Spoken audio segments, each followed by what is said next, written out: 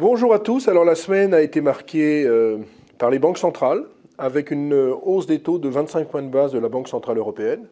La Banque centrale européenne qui pourrait encore augmenter ses taux par 2 fois cette année.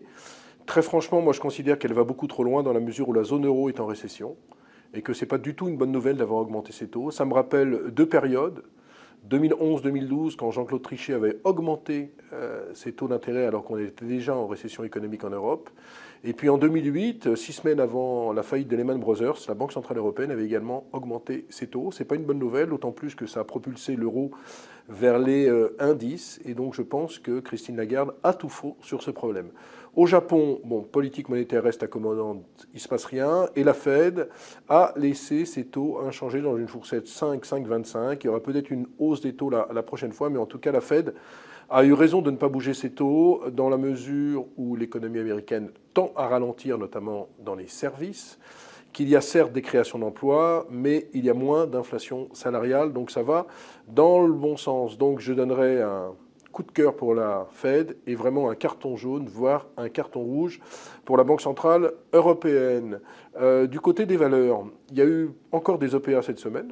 Je vous ai dit la semaine dernière qu'il y aurait beaucoup d'OPA dans le monde des small caps. Il y a une OPA sur Balio à 85 centimes avec une prime de 51%. Balio, on est dans la tech.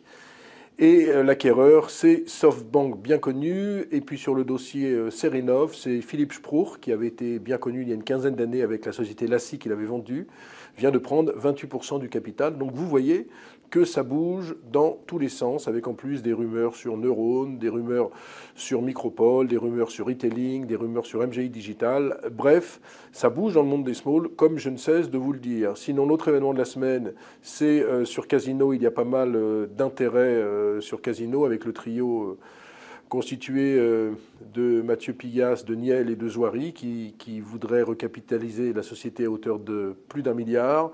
Ça fait fortement monter l'action Casino. Il faut bien comprendre que Casino est un groupe ultra endetté, plus de 6 milliards de dettes, mais 3 milliards à rembourser d'ici 2 ans. Sans recapitalisation, le groupe ne pourra pas le faire, mais le groupe a quand même quelques joyaux, notamment Monoprix, et puis le groupe, c'est quand même 33 milliards avec une rentabilité opérationnelle de 3%, donc c'est normal que ça intéresse. Je rappelle que l'action a perdu 90% de sa valeur en l'espace de 10 ans, qu'elle vaut moins d'1 milliard en bourse, et que ça reste un dossier quand même qui est intéressant. C'est pour ça que je ne serais pas étonné si l'action intéresserait à nouveau les gérants. Alors je ne vous dis pas d'acheter du Casino, mais il faudra suivre le dossier vraiment de très très près. Donc on en a terminé cette semaine avec les banques centrales. La semaine prochaine, l'actualité sera beaucoup plus calme. À noter que l'inflation se calme du côté des États-Unis. On est sur des niveaux de 4%, alors qu'on était sur des niveaux de 9,1% il y a quasiment un an. Comme quoi la Fed a eu raison, je le répète,